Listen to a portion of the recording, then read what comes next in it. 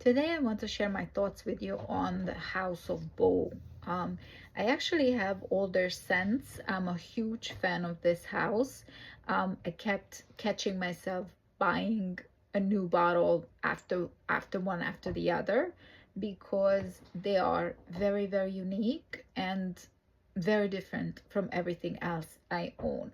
Now, that being said, there are quite a few in the collection. I did not upgrade to a full bottle because either I don't like the scent or it's something redundant to my collection. So I'm going to talk about the ones first that are at the bottom of my list, and I would not splurge on a full bottle for these.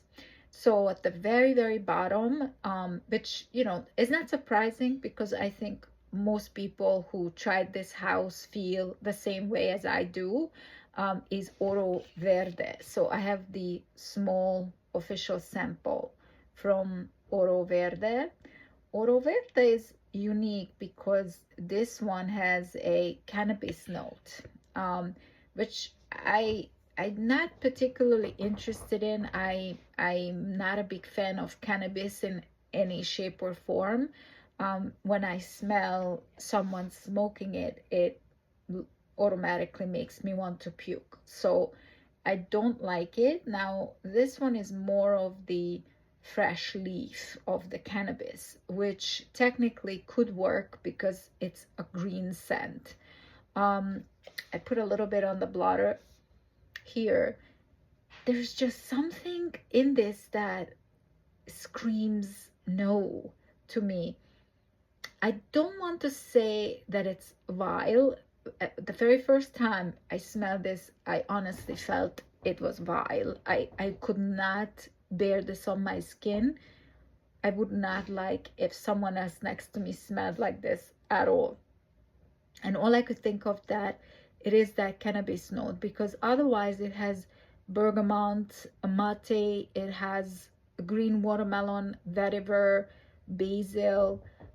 It has these beautiful notes, some moss at the bottom, some palo santo, some ambergris. So technically it should be a nice scent, a beautiful green scent with some zingy bergamot. But I think that cannabis note kind of ruined it for me. If you consider purchasing any bottles from this house, I would recommend that Oro Verde is the last one that you try, because there are true gems in this collection. And if you try Oro Verde first, you may come to the conclusion that this house is not for you at all, which couldn't be further from the truth. It's just one of those scents that I'm not sure what they meant to make here. I'm not sure what was the intention, maybe to create something very unique, which it is. I give it that. It's just not a scent profile that I would enjoy under any circumstance at all. Now, the next one up is an interesting one. I put also at the bottom of my list Bonbon. Bonbon is supposedly their gourmand scent. So this one has some floral notes, lily of the valley, some white saffron, and some lychee, which would make it, you would think it makes it interesting. In the middle, it has marshmallow, which is my love, bergamot, caramel, pink pepper. It all sounds amazing. At the bottom, you have some cognac, which gives it a little bit of a booziness, white birch, and also ambergris. Maybe that aged cognac is what ruins it for me. It's overpowering all these yummy notes. The marshmallow, I don't get any marshmallow here. I don't get any caramel here whatsoever. It's just a sweet, somewhat sweet scent with a very heavy duty boozy note. What a shame. It really is a shame, because I love gourmands, and this would have been such an amazing opportunity to create something unique.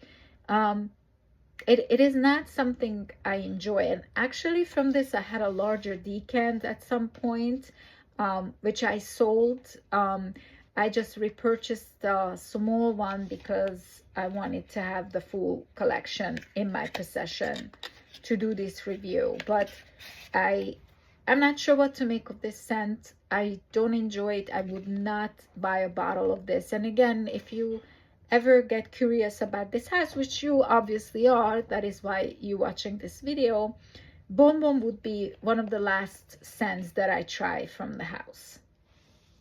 Next up in my list is a rose scent. It's Rosario. So Rosario is a lot of people's favorite. I don't know if you could see the writing. It's a lot of people's favorite, or a lot of people love it in the line. And the reason I did not put this higher on my list is because it's similar to some of the other rose scents I don't care for. It's not a deep rose where you smell maybe like a little sweetness, patchouli, or a little bit of oud, or something that makes rose exciting. It's more of a very light, very very timid rose water. That's what it is. It has some pomegranate on the top, some lemon, coriander, according to the notes. I don't smell any of that. The mid has some rose centifolia, freesia, white peony, and then the base has vetiver, incense, and ambergris. So you would think incense, right? So that would make this much darker, but it's not a dark fragrance. It's more of a fresh take on rose. I'm not sure how I feel about it. You know, I would give this maybe 4 out of 10. So if the other two, Oro Verde was maybe a 2 out of 10, Bon Bon was a 3 out of 10, then maybe Rosario would give a 4 out of 10, okay? But it's not something I would purchase. It's definitely not, just because there are so many amazing rose scents out there that I feel like this is a waste. This would be a waste of my funds. And I apologize. I just, you know, this is how I feel. Okay, next up on my list is one that I'm not against. I actually happen to like this one. It's Infinity Oud. Infinity Oud. It is a nice oud, a very light, very gentle oud. So this one has some myrrh, vetiver, peyote, which I'm not sure what that is. In the mid, you find black pepper, cedarwood, and patchouli. Definitely I pick up on the patchouli. And the base has some oud, incense, and Georgian balsam. So this one, I do smell the patchouli, I smell the oud, and I smell the incense. This, I potentially could consider a bottle. It's kind of like a heavier scent. It definitely stronger, lasts longer, deeper than all the other ones, and some of the other ones we haven't talked about, and some of the ones we already talked about. So if you like stronger scents, this is definitely for you. It leans slightly masculine to my nose, but I think both genders could easily enjoy this. I think maybe colder weather would warrant this a little bit more than summertime and springtime, but this is definitely one that I would recommend checking out. If you check out this brand, this might be of an interest, because it is definitely interesting and it's very pleasant.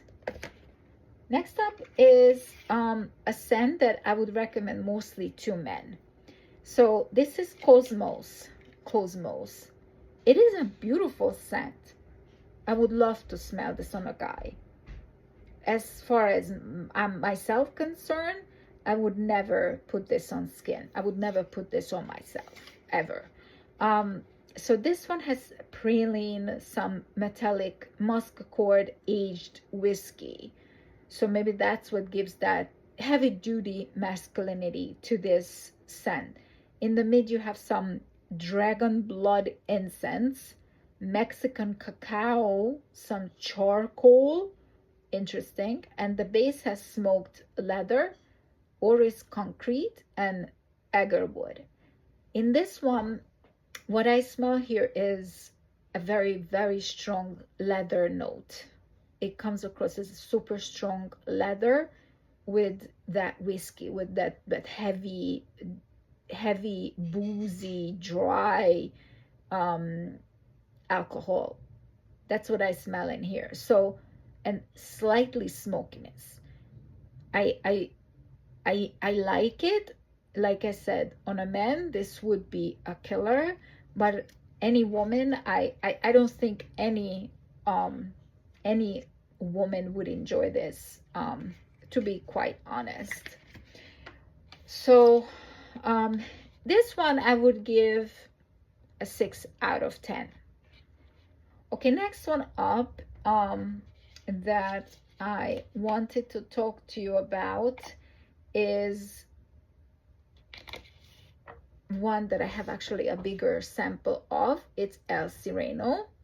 I was very curious about this because I've never tried it before. So this is the first time I purchased a sample, and I could only find this size.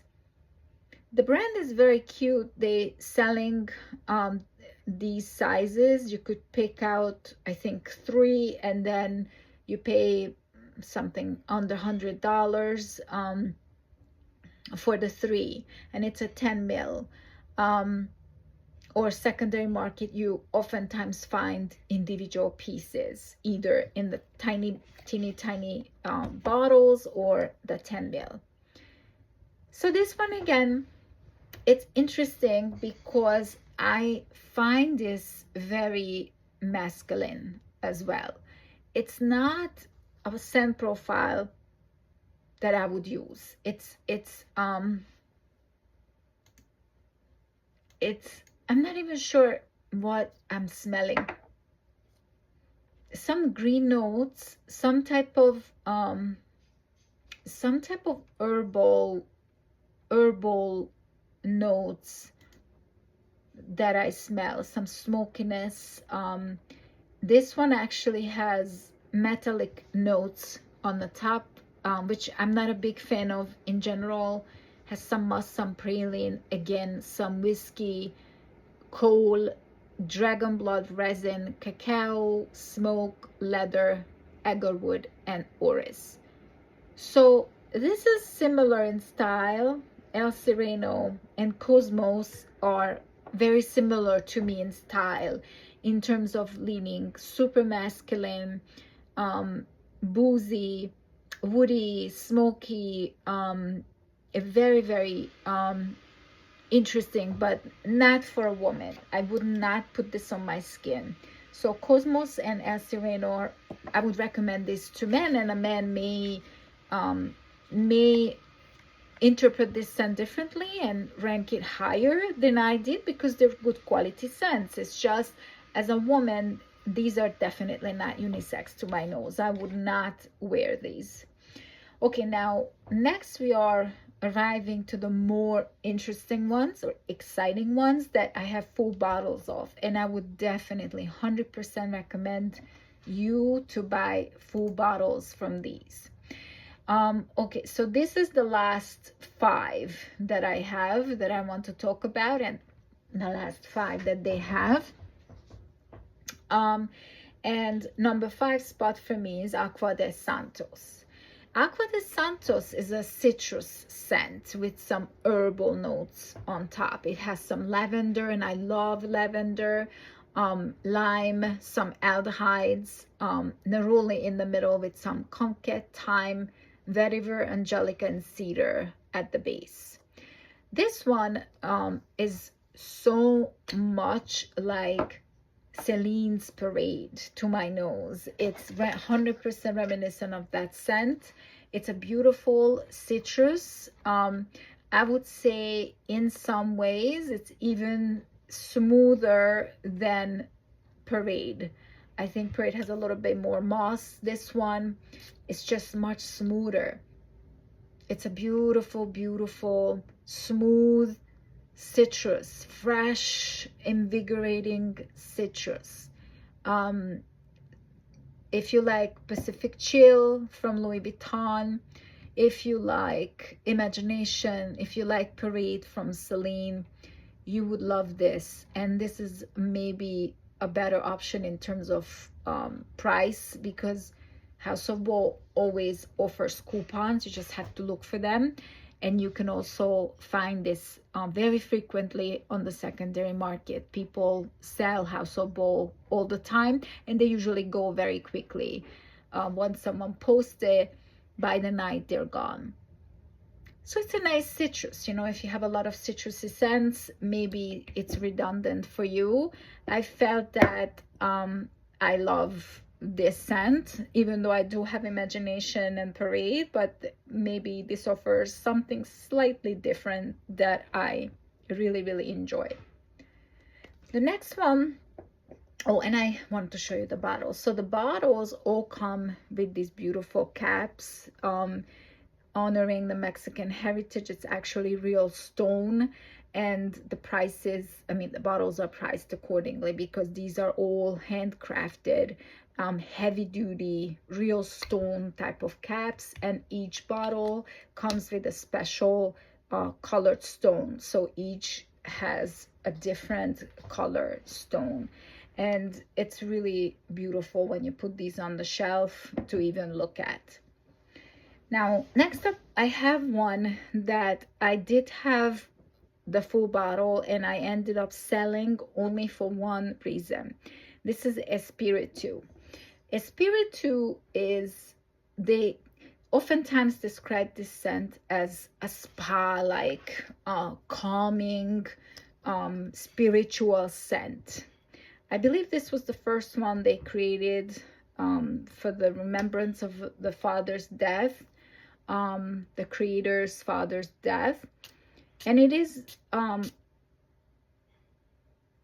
is truly beautiful. It's a little bit spicy. It's really calming. It's like when you dry a lot of herbs and flowers and you put them all in a bouquet, like how they dry lavender, and you put that maybe next to a candle, a scented candle that you burn at the same time, and you listen to maybe a waterfall or a wind chime next to you. That's what it reminds me of. I love the scent.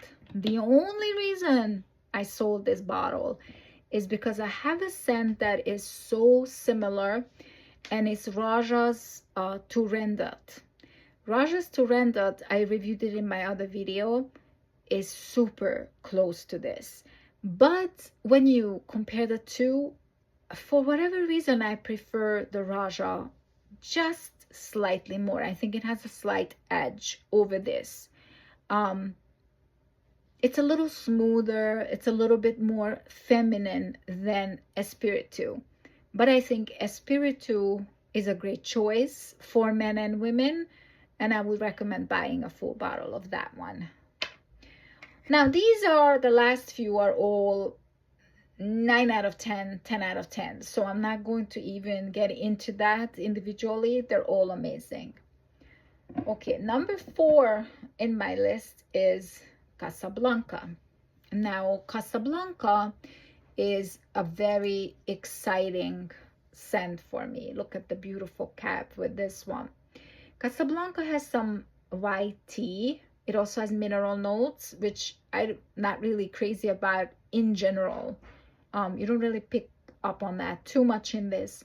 It has some labdanum on top, and the mid has fig, which I'm a huge fan of. I love fig perfumes. Then it has white suede, some copal, which is some kind of a mineral.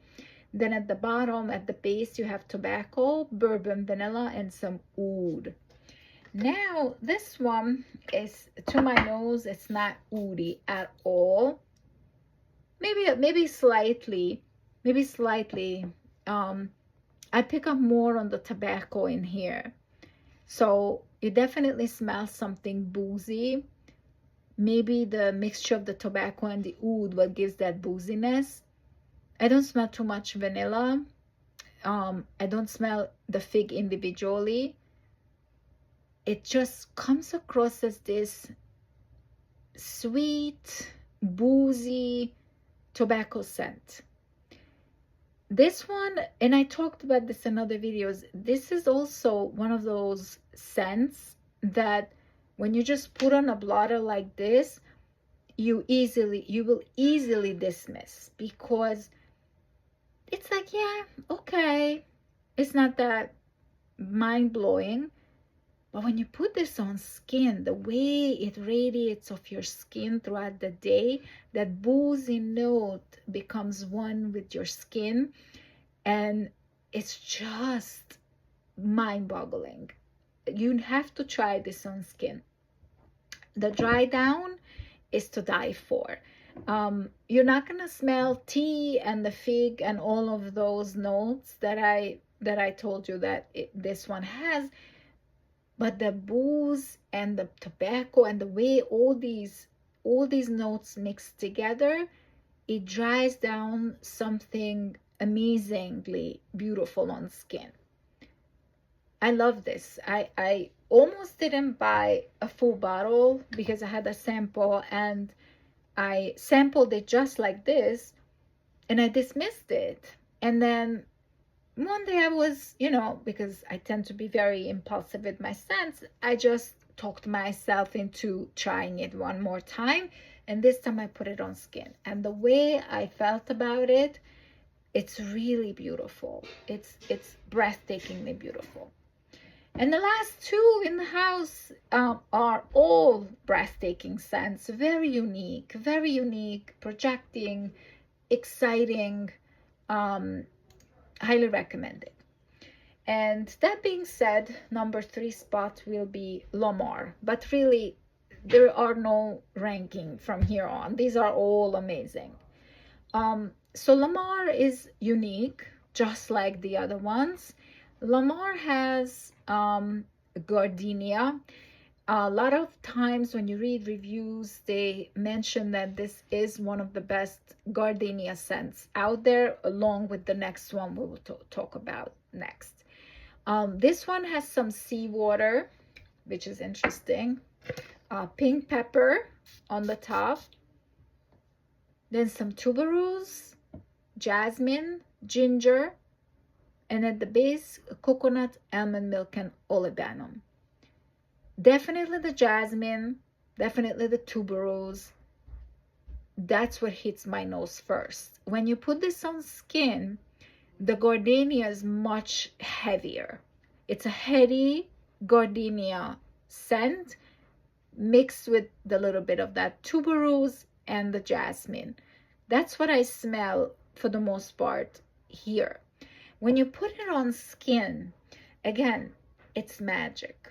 It's true magic. The coconut comes out more. It's more sweeter.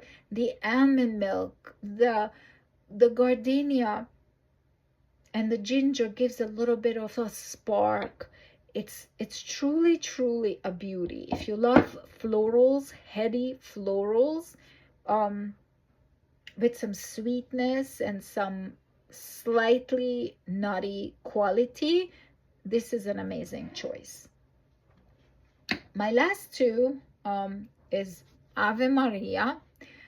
Ave Maria maybe has a slight edge for me over Lamar, but I kind of go back and forth. One day I love this and the other day I love that more. So this one also has gardenia. To my nose, this has a little bit more gardenia than Lamar. When I put it on my skin, the gardenia comes out just slightly more. This one has jasmine, cashmere. The mid has some neroli, pear, and rain notes. And the base has red wine, oak, and leather.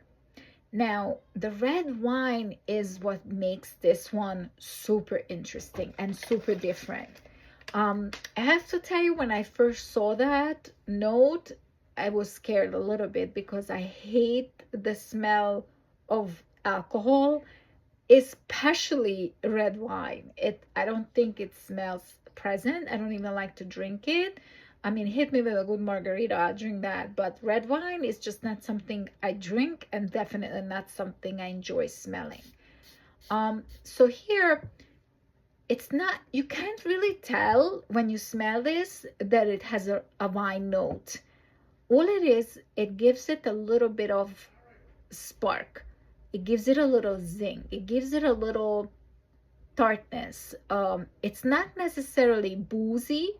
It's just balances out the heady flowers. That's what it's for. That note, balancing out the gardenia, so the gardenia doesn't come across as heavy, thick, like it was in Lamar, right? The florals were very heavy in that one. This one is more of a lighter gardenia because of the wine note. I don't smell that much leather or woodiness in here, and you cannot separate the neroli, the pear, and the rain notes and all of that. It's florals and something that now we know is a wine note. When you smell it, it does not smell like wine. It just gives that extra touch to the flowers that makes this perfume absolutely breathtaking. It's a masterpiece. And the number one is Juju for me, and I explain why. So this one is polarizing, I see, and to be 100% honest and transparent with you, I purchased it on a blind buy, on a whim. I smelled it, and the very first time I smelled it, I fell in love with this scent. I felt this is the most beautiful, playful, exciting spring scent, rose scent I have ever smelled. It has the rose, but on the top, like all of them, has a little booze, like, so this one has champagne, has a champagne note. Has clementine, has chili pepper, which is scary when you look at that first, I'm not gonna lie. The mid has the rose, blackberry, which adds to that fruitiness, macarons, Earl Grey tea, and the base has white musk, Mexican vanilla, and saffron. So what do you smell here?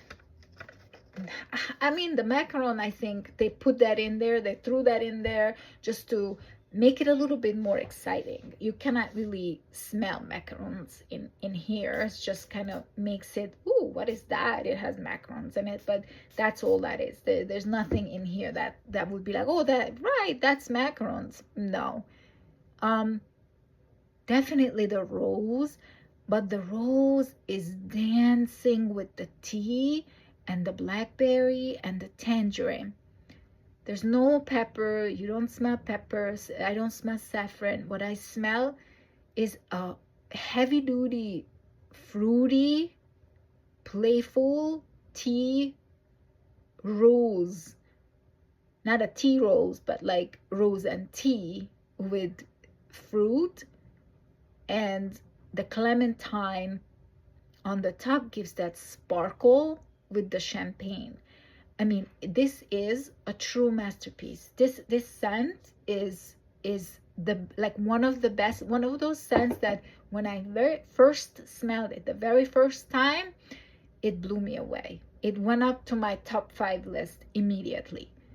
The only problem I have with this perfume is that even though it's perfection, it literally doesn't last longer than 30 minutes, maybe. I mean, if maybe I'm exaggerating, maybe it's not even 30 minutes. It's some, like, you smell after that 30 minutes, you still smell that you have perfume on, but all this magic that I described is gone. It's just gone. And you find yourself having to reapply this many times throughout the day if you want to go back to that magic that you experienced the first 5 minutes. So you could see there's a huge dent in my bottle.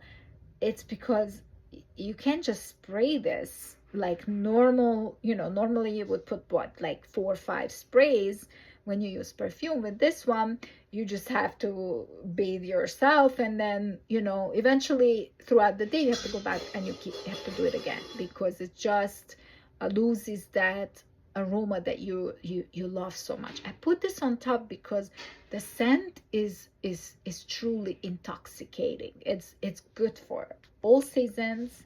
It's good for night, it's good for morning, it's good all the time. If you smell this, it's magical. It is truly magical. If you like the fruity type of rose scents that are a little bit tart, a little bit sweet, you will love this one. It's just the longevity is so painful in this that I want to cry. I want to write a letter to House of Bow to please redo this and add something to it that makes this last longer, because it's one of the best, if not the best, releases of this spring. Okay, so those are my rankings.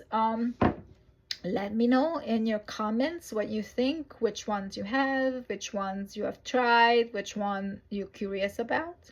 I wanted to try them all because the ones I tried were mesmerizing.